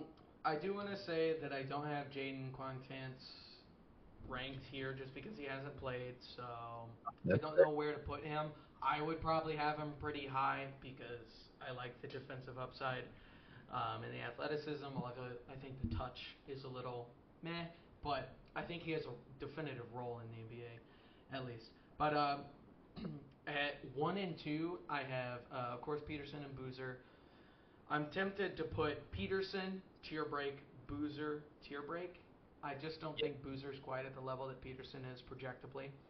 And then I have a break below those two. I also have Michael Brown at 3. Um, I would be hard pressed to go hot takey and say Devonta is my 5 with Nate Ament at 4. But I'll have Devonta at 4 and Ament at 5. And then I have Caleb Wilson, Tunde Yesufu, Koa Pete, and then tier break. And then I have Kareem Lopez, Dame Sar, and Chris Sinek. I love the Kareem Lopez. Dude, he, like, I'm kind of it's something that I'm going to work through this year is like building out archetypes. Because I think one of the biggest things that you can use for projectable like NBA relevance or usefulness is definitive skills and just connectivity and feel. And Kareem Lopez, like, dude, I like this guy. Let's talk about him real quick. He's got a lot of feel all over the court. He's not like he doesn't handle the ball a ton. He doesn't like take the ball 1-on-1 and score, but like he makes his open shots, he makes connective passes. He's freaking huge. His arms, Hmm. he's got a way plus wingspan. He moves fluidly enough to play on the wing. I like the defensive upside. He just can really poke at ball handlers. Um, I think like easily he has a role as like a utility wing in the NBA, Yeah. and so far has shown some nice touch. So I think Kareem Lopez is going to be a pretty big riser for me. Hmm. I just like what I've seen so far. Um, we haven't talked about Devonta yet. Yeah. Can we talk about AJ for a second? Yeah, let's get to it. Go I'm. ahead, Jeff. I can first say I'm a little concerned. I understand the upside. He looks insane. The athleticism just jumps off the board in the craziest ways, and in most scenarios helps fix a lot of the errors that he makes. That being said, there's a lot of errors. It's just like it's falling asleep at the wrong times. I don't really love the shot diet. I think he gets like a little lucky sometimes. The jumper is really flat coming out of his hands, but he rises up with such athleticism that it doesn't quite matter too much. But Hmm. I don't think he has a super projectable jumper. I don't love the decision. Like that's a crazy shot to make, but that's a bad Yeah. shot. Let's be clear. Like he was blanketed, um, Yeah. and so I the decision making is questionable to me. I don't quite see the playmaking there yet. I'm worried about the shot translating because of how flat it is. At the same time, this is like a one of one athlete who can really, really put pressure on the rim in like such a super special way. And even though I don't think his defensive instincts aren't great, if you watch the defensive tape, he still like just covers so much ground because his arms are long as hell. He can jump out of the Hmm. gym and he's fast and twitchy. So he is the epitome of like super wickedly toolsy high upside guy. If it's me, it's got to be a guy that lands in the right situation to really maximize who he's going to be at the pro level. Absolutely. I completely agree there. I So mean, yeah, his offensive bag is through the roof, in my opinion. I mean, yeah, we've seen a lot of, I mean, even just in this film here from one game, mid-range shots, I mean, post footwork, threes, off the dribble, off the catch. I mean, he just has an immense offensive bag that I think he's gonna be viable at the next level. But yeah, like you said too on defense, I mean, he lacks a little bit of focus there. Um, even though he can make up for it a lot of times with his athleticism. Everybody in the NBA is an athlete, though, pretty much. yeah, So I don't know how far that's going to get him there. yeah, Yeah. I think his. You mentioned his footwork. His footwork is like about as good as it can be for a college prospect. He can Right. turn off of that any which way, uh, and spin off of guys and go off the glass. And like you said, his bag is through the roof. Uh, I'm just putting these guys toe to toe right now in all aspects, and I don't know. I think I think there's a tier with only Peterson, and then I really like that inclusion Bryce to tier it off, put Bryce at his own at two, and then kind of pair Devonsa there with Mikal and Ament. That's kind of how I feel. But hmm one thing that I wanted to mention before we move on with Devonsa is that the Big 12, BYU's in the Big 12, yeah, and that schedule from January to March is absolutely loaded with like Yeah. Arizona, Koa Pete, and Baylor, even with Yesufu, and Houston. he's going to have a lot of opportunities to,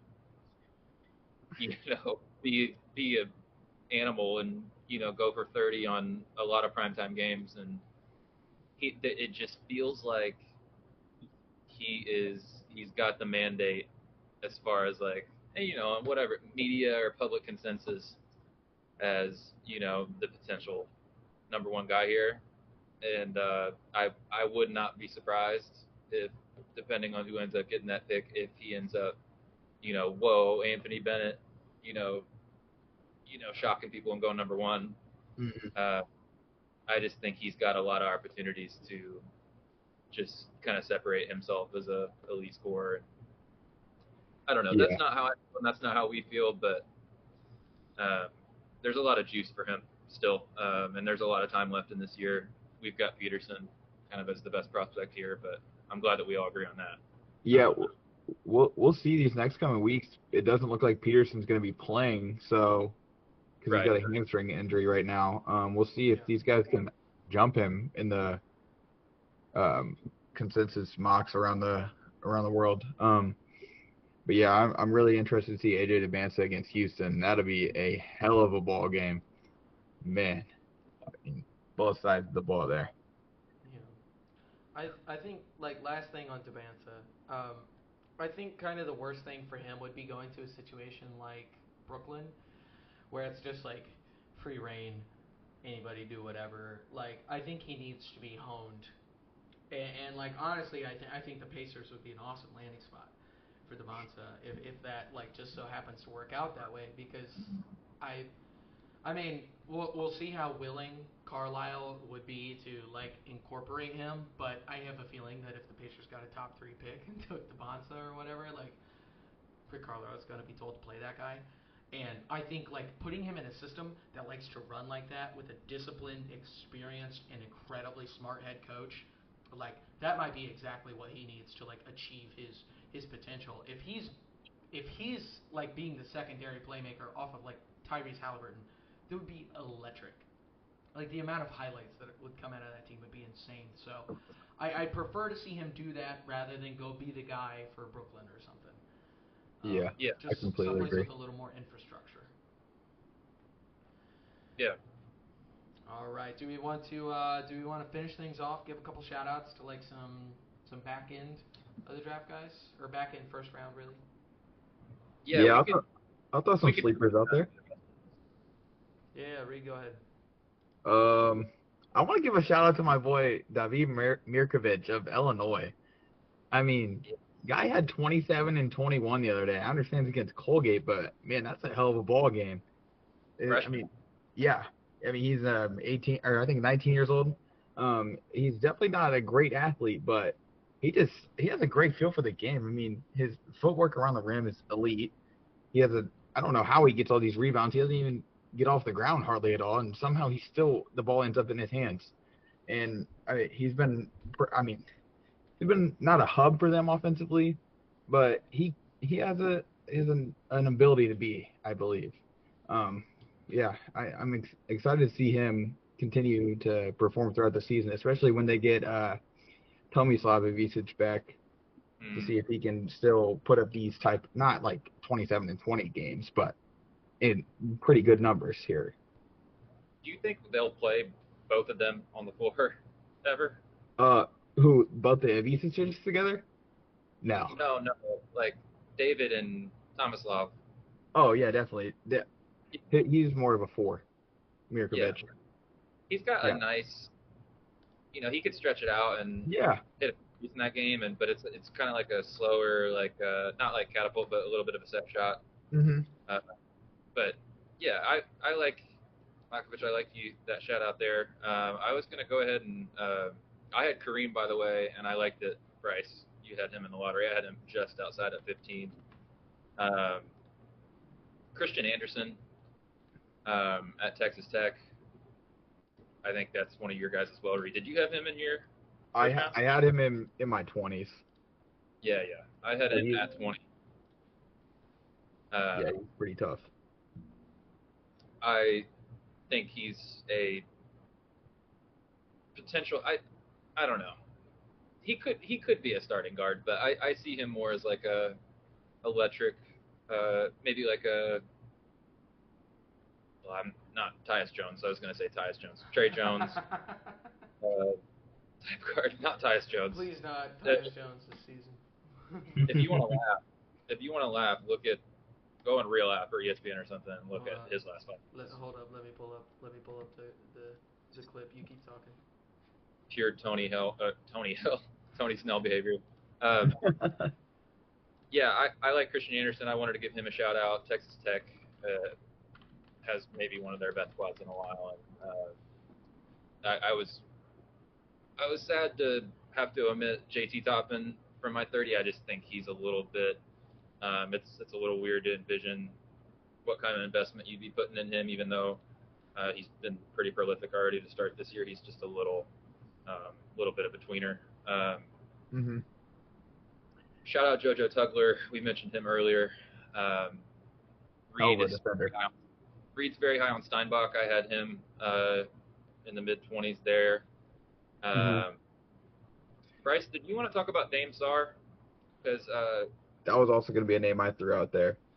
Yeah. I wanted to mention him, but you had him very high. Yeah. Very high. He's huge, like 6'8" or something. Mhm. Um, and he can kind of play on the wing. I like it. The shot so far has been really good. He's hitting shots, hitting threes, which is like a huge question for him. And I just again like I like guys that are guaranteed, um, they have a guaranteed skill. Yeah, So like he's a defensive beast, like switchable, super long, uh, just bothersome, moves well laterally. I like it. And if like the 3 point shot's gonna be good, like that's an incredibly valuable basketball player. So I Yeah. hope a lot of and he's Duke's got a lot going on this season.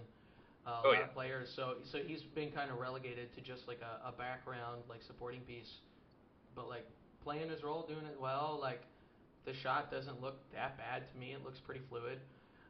So I don't know. I just from what we've seen so far, I like him as a connective piece. He runs well, moves well. Just a plus size jumbo wing that defends. Like how many teams could use that right now? A lot. So Every team. every team could use him. You can never have Yeah. enough. So I see a little OG and an Obi in him. I'm not going to lie. yeah, totally. I totally get where you're getting at. Yeah, and it's like if he fills out the frame a little bit, like Mhm. he could be a beast. Yeah. Absolutely.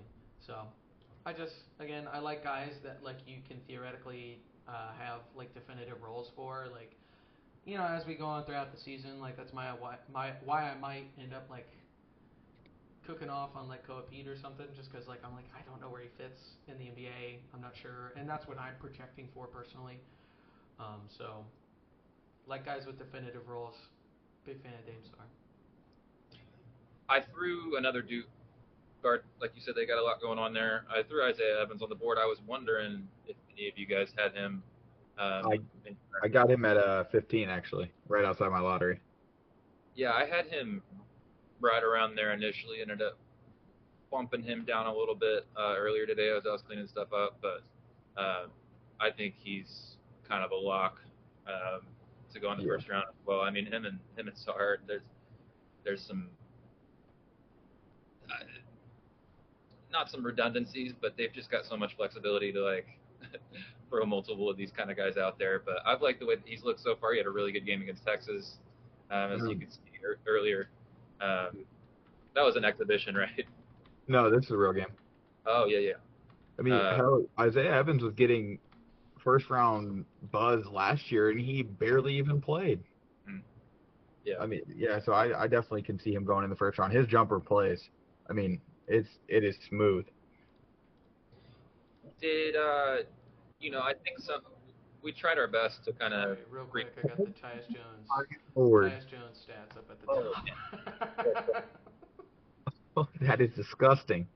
He hasn't scored a point in an NBA game since November 2nd. Oh my lord. Yeah, that he might need to pursue something other than basketball. Yeah, it might be over for Tyus Jones. 15 minutes, 13 minutes. I mean, that's not nothing, man. He's playing. He's out there. He's out there playing a full quarter's worth of game. Hasn't scored a point in an NBA game since November 1st. It's been over 2 weeks. It's so bad. I got a little Cedric Coward-esque prospect I want to throw out there. Yes. Give me Lawan Watts of Texas Tech. Lawan Watts. Lejuan. You want to pull up something for this guy so we can get a look? Okay. Let me see what I can do. He's 6'6", Yeah. 225. Okay. 6'6", 225. It shot 42% from three last year, shot 40 the year before, and is shooting 50 so far this year. East. He's on Texas Tech. Huh. Okay. I mean, Nice. I like the sound of that. I love Cedric Coward. Yeah. Kind of a rare example of like an older guy that I was like a huge fan of.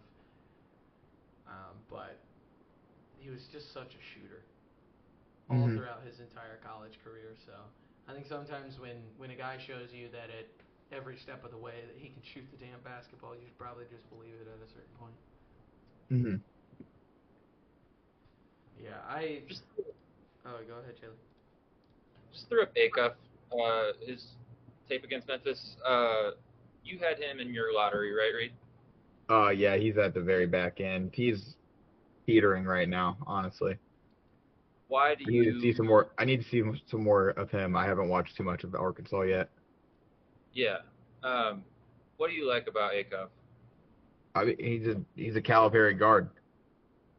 At the end of the day, it's hard to bet against that. You see, the NBA is full of guards that went to Kentucky that were playing under John Calipari, so I kind of just bet based upon that, and I threw him in my lottery, even though I haven't watched much film on him. Yeah, he looks. He's great at getting downhill. He looks a little small, but he plays up. Yeah, like he reminds me of Buffkin a little bit, to be honest. Just like incredibly strong around the rim, goes at contact, good touch, float game. I'm just a little hesitant on putting. And he's not a smaller guy. I guess it's kind of as small as you can be these days, but yeah, he's like 6'3". Yeah, 6'2", 6'3", yeah. It's just I don't know. He's just right there for me right now at the edge of my lottery. I mean, he could definitely fall out, and I consider putting LeBaron Philon in there. I see both of them as pretty similar players as of right now. Yeah, there's an interesting glut of like middle of. I mean, this class is full of a lot of guards and like Hmm. ball handlers.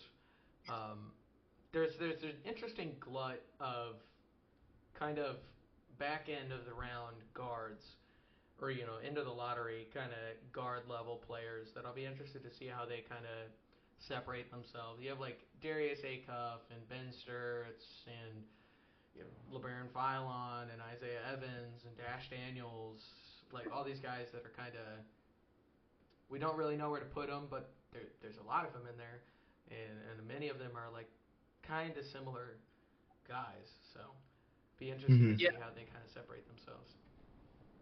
I will throw Miles Bird in there as well. San Diego State. I wanted to.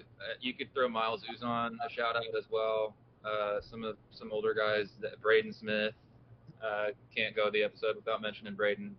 Uh, that are kind of. It's a hot Bedford as well, who we mentioned earlier. Although Caravan. Caravan. Carter Knox is somebody that we didn't say who I've seen some variants on. Some people really like Carter. I think Vicini had him as a top 20 guy before the season started. Another Arkansas kid there. Isaiah Harwell, another guard at Houston, who I don't know if he's going to go just based off of what his role is going to be at Houston. Yeah, Uh, we'll see how it goes throughout the year for but him. he's another guy that's just kind of on that. What do you think about? And I don't know if Reed, I don't know if you saw him in person in high school, but Braylon Mullins, that you kind of I, I did not see him in person, no, unfortunately, but Greenfield Central. yeah, he's an elite shooter. I will say that much. And he I mean, he's a pretty good athlete. I'll say that. He has potential to be a solid defender. He's a little thin right now, but he, I don't know. I have him in my 20s right now just because I want to see him play first at UConn. But he definitely has potential to end up in my lottery based upon how he shoots the ball and how he guards. Because I know he's going to be a great team guy. I've seen it at when he played with Indian Elite. He played with Malachi Moreno, who's also I had him down in my second round, and played with other great players on that team, and he was able to play alongside them. Um, and he also led his high school team, of course. And I don't know, he shoots the cover off the ball. Yeah, he's somebody that hasn't played yet, obviously. So I didn't have him in my top 30. I didn't know if anybody else did, but that's probably a name that will creep up. That a lot of people are high on because he's got a definitive skill. Yeah, So he can uh, put the ball in the basket. That is for sure. yeah, and there's always guys like that that just are absolute nylon and end up finding their way in the first round because it's a team need. Hmm. Um, I'm base, all curious. right, I'm sorry. I'm curious to see what he can do with the ball in his hands as well at the collegiate level. yeah, Um, I'm not.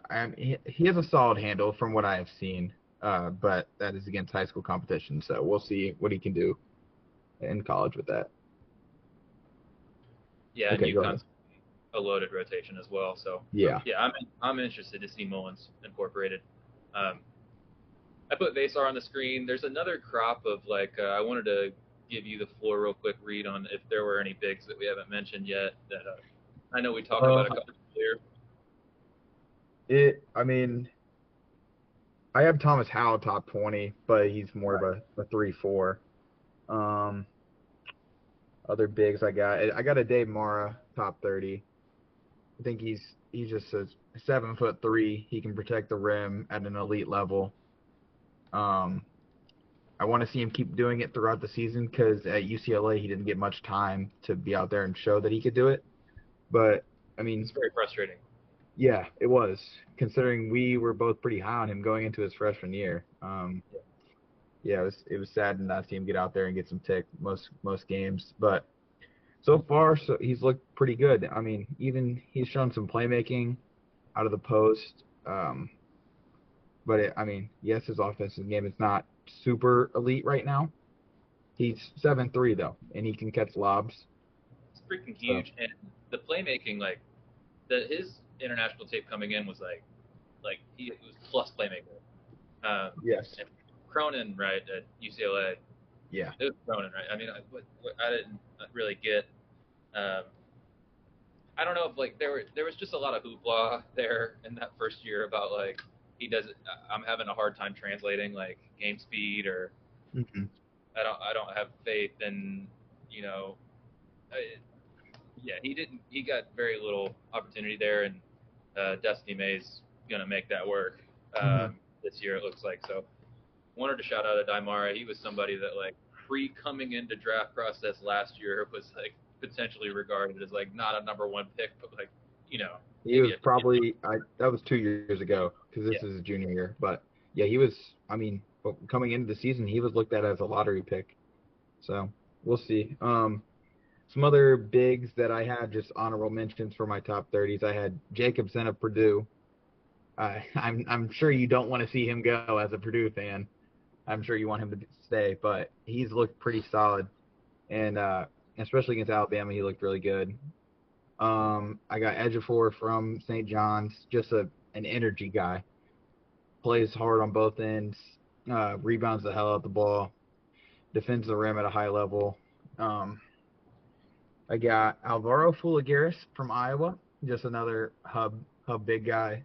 Can stretch the floor pretty good. Looks to be more of a four than a five. Yep. And then I want to throw out Malachi Moreno. I'm a Kentucky fan, so it's been nice seeing him play. And he's looked pretty good. His hands are pretty nice.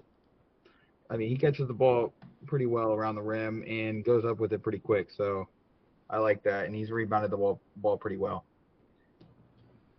Yeah, I'll add to that list with I mean Badunga, Yeah, Kansas, another Indiana guy, played at Kokomo. Um, he's freaking massive, and I think he's made pretty big offensive leaps this year, in my honest yeah, opinion. Just spacing, spatial awareness.